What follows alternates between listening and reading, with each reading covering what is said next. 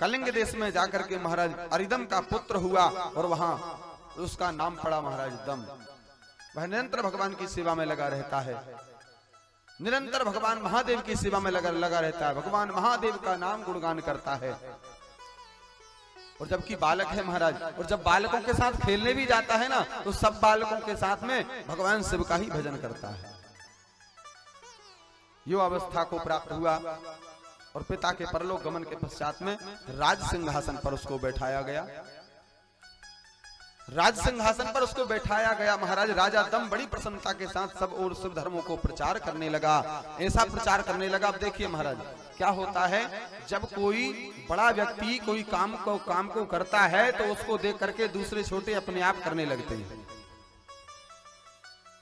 कोई बड़े स्थान से किसी बात के लिए कोई आदेश हो कि ऐसा करना ही है, भाई गांव का मुखिया या नगर का मुखिया अपनी या कोई राजा राज दरबार से ये आदेश करे कि प्रजा को अमुक काम करना है, टाइम बता देगी, सभी को इतने बजे इस जगह उपस्थित होकर के यह काम करना है, तो सब करने लगते हैं महाराज। तो प्रसन्नता के साथ राजा दम ने जो है सभी जगह महाराज जितने भी शिवालय थे, जितने भी शिव मंदिर थे, सभी जगह महाराज एक ही काम करता, सभी जगह दीपक प्रज्वलित करवाना, दीपदान करवाना, दीपक जलाना महाराज भगवान शिव की भक्ति में। जो लोग धर्म को नहीं जानते, जो लोग भगवान भोलेनाथ की भक्ति को नहीं जानते थे, जो भगवान शिव को नहीं जानते थे, सभी को महाराज दीपदान करने के अतिरिक्त वे दूसरा किसी धर्म को नहीं जानते। सब राजा दम ने सबको आदेश किया, सब दीपदान करो। और हर शिवालय में, हर शिव मंदिर में देखो महाराज, जहां देखो वहीं दीप जल रहे हैं, जहां देखो वहीं दीप जल रहे हैं महाराज। और थोड़े समय के लिए नहीं, लिखा है आजीवन महाराज राजा दम का एक ही काम है। जहां शिवालय में, शिव मंदिर में जाते हैं, दीप जलाते हैं, धर्म का पालन करते हैं महाराज।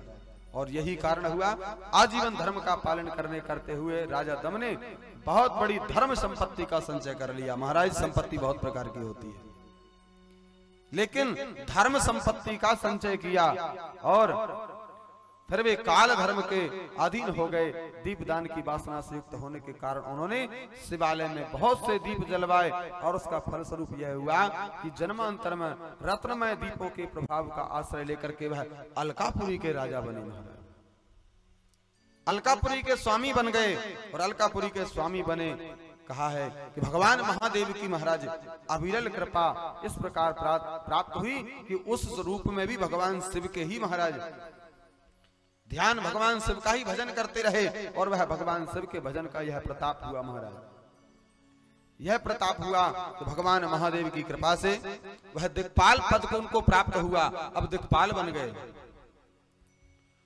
मुनीश्वर देखो तो सही, कहां उसका वह कर्म, कहां यह दिक्पाल की पदवी जिसका महाराज यह मानव धर्मा प्राणी इस समय यहां उपभोग कर रहा है, दिक्पाल बन करके उपभोग कर रहा है। यह किसकी कृपा है? यह भगवान शंकर की कृपा है महाराज। साधारण कुकर्म करने वाला वह ब्राह्मण पुत्र जो घर से भगा दिया गया, त्याग दिया गया महाराज, भगवान महादेव की कृपा ऐसी हुई महाराज, ऐसी महादेव की कृपा हुई कि वहां से वह दूसरा जन्म उसका राजा के घर में हुआ महाराज। यमदूतों के हाथ से छुड़ा लिया शिव पार्षदों ने, राजा के घर जन्म हुआ। राजा के देहांत के पश्चात वह स्वयं राजा बना। राजा बनने के बाद महाराज आगे चल करके वह भगवान शिव का बड़ा ही प्रिय पार्षद बना। उसके पश्चात महाराज दिक्पाल बना, समस्त धर्मों को धारण किया हुआ दिक्पाल बना। और महाराज कल्पांतर में जब कल्प बदला महाराज कहते हैं, यहाँ पर लिखा है पद्म कल्प की बात है। यह पद्म कल्प में कौन बना? दिक्पाल। और पद्म कल्प के बाद महाराज आया आगे चल करके दूसरा कल्प जब बदलाया, मेघ वाहन कल्प आया। तो मेघ वाहन कल्प में वही आकर के कुबेर पद को प्राप्त हुआ, वही कुबेर बना महाराज।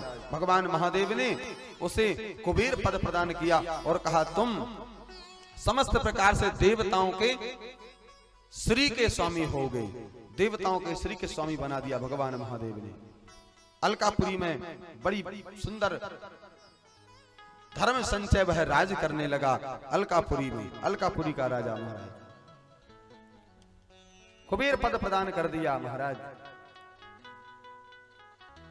और वह भी भगवान महादेव की अनन्यता से सेवा करता है, अनन्यता से। और कहा महाराज इस प्रकार वहां पर शिवलिंग की प्रतिष्ठा की, और शिवलिंग की प्रतिष्ठा करके वह जब तक तपस्या में लगे रहे, जब तक महाराज भगवान महादेव की संपूर्ण कृपा को प्राप्त नहीं किए। और महाराज आगे चल करके वही भगवान महादेव की कृपा हुई, और महाराज बहुत समय तक महाराज 10,000 वर्षों तक तप किया, 10,000 वर्षों तक तप किया। और इतना भयानक तप किया महाराज की जिस शरीर में जो है ना महाराज हांस, सिर्फ और सिर्फ रक्त मांस चर्म सब निकल गया, केवल और केवल हड्डियां बची। इतना तप किया। भगवती पार्वती ने देखा, माता विशालाक्षी भगवती पार्वती ने देखा, नाथ देखो तो इतना घोर तप किया, इतना घोर तप किया, आप क्यों नहीं देखते?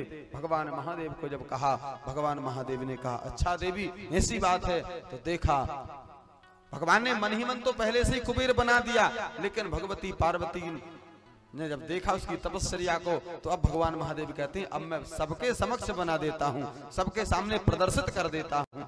और महाराज जैसे ही भगवान विश्वनाथ ने देखा, भगवती पार्वती के कहने पर भगवान विश्वनाथ ने प्रसन्नता पूर्वक महाराज जब उसने तप प्रारंभ किया तभी भगवान ने यह सब तो बना ही दिया, लेकिन तप पूर्ण होने के बाद भगवती पार्वती के कहने पर आज सबके सामने कह दिया महाराज, सबके सामने बना दिया कि आज मैं तुम्हें अलकापति नरेश बनाता हूं।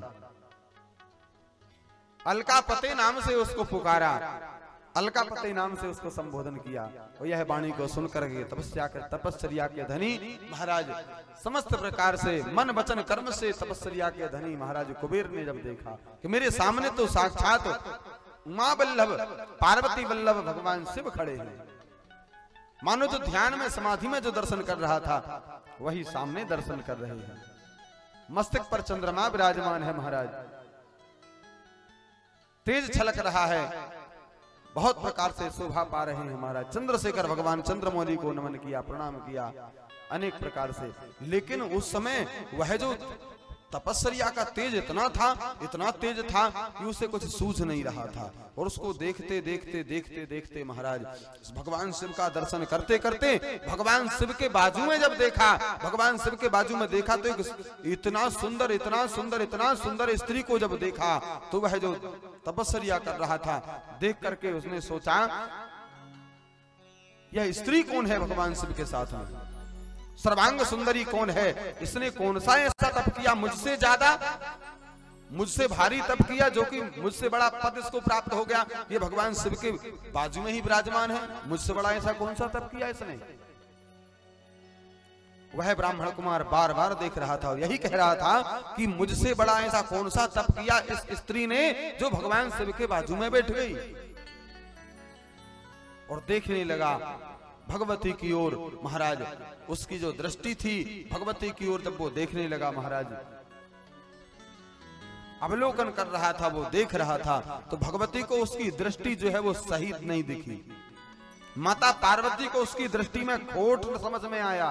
तो बामा ने जब वो देख रहा था तब तक तो ठीक, और जब भगवती पार्वती ने उसकी ओर दृष्टि डाली महाराज, सीधी आंख नहीं केवल बाम आंख से देखा भगवती ने, तो महाराज उसकी बाम आंख जो थी वो गोविंदाय नमो नमः हो गई, उसकी बाईं आंख चली गई, बाईं आंख फूट गई महाराज। तदनंतर देवी पार्वती ने भगवान महादेव जी को इशारा किया, महाराज आप इसको वर दिए जा रहे हो, आप इसको वर दिए जा रहे हो। यह दुष्ट तपस्वी बार बार मेरी ओर देख रहा है और कुछ गिड़गिड़ गिड़गिड़ कर रहा है, बार बार यह तपस्वी मेरी ओर देख रहा है। भगवान महादेव ने कहा देवी आप क्यों चिंतित होती हो, आपका ही तो पुत्र है, आप इसकी माता हो। तो भगवती ने कहा महाराज मैं इसकी माता हूं, यह दुष्ट तो मुझे कुदृष्टि से देख रहा है, क्रूर दृष्टि से देख रहा है। भगवान शिव ने कहा देवी यह तुम्हारा ही पुत्र है, भगवती अब आप भी इसके ऊपर कृपा करो। भगवान शंकर कहते हैं अब तो यह देख रहा है, लेकिन देवी तुम्हारा ही पुत्र है। और भगवान शिव ने भगवती पार्वती को कहा कि देवी आप भी इसके ऊपर कृपा करो और इसको निधियों का स्वामी बनाओ, गुहियों का राजा बनाओ। समस्त प्रकार भगवान शिव के कहने पर महाराज भगवती पार्वती ने भी उसको आशीर्वाद दिया। भगवती पार्वती ने भी उसको दाता बनाया और उसको वर दिया। क्या वर दिया महाराज? उसको वर दिया कि अहर्निशम भगवान शिव के चरणों में तुम्हारी प्रीति बनी रहे, तुम्हारी मैत्री अहर्निशम भगवान शिव के चरणों में बनी रहे। यह वर भगवती पार्वती ने कुबेर को प्राप्त कराया। और अब उसने साष्टांग प्रणाम भगवती माता देवी उमा पार्वती के चरणों में प्रणाम किया। हे भगवती, मैं आपके श्री चरणों में प्रणाम करता हूं, क्षमा करिए। ब्रह्मा जी कहते हैं नारद, इस प्रकार वर देकर भगवान शिव ने पार्वती देवी से फिर कहा, देवेश्वरी इस पर कृपा करो, हे तपस्विनी इस पर कृपा करो, ये तुम्हारा ही पुत्र है। बहुत प्रकार से भगवती ने उसको कृपा करी, आशीर्वाद दिया और भगवान ने महाराज उसको कुबेर पद प्रदान किया, अलकापुरी का राजा बनाया। और अलकापुरी के ही महाराज पास में ही भगवान शिव ने उससे मैत्री की और अपना एक धाम बनाया, एक धाम अपना बनाया। महाराज विश्वेश्वर धाम में चले गए भगवान। इस प्रकार यहां से भगवान की और श्री कुबेर की महाराज मैत्री हुई।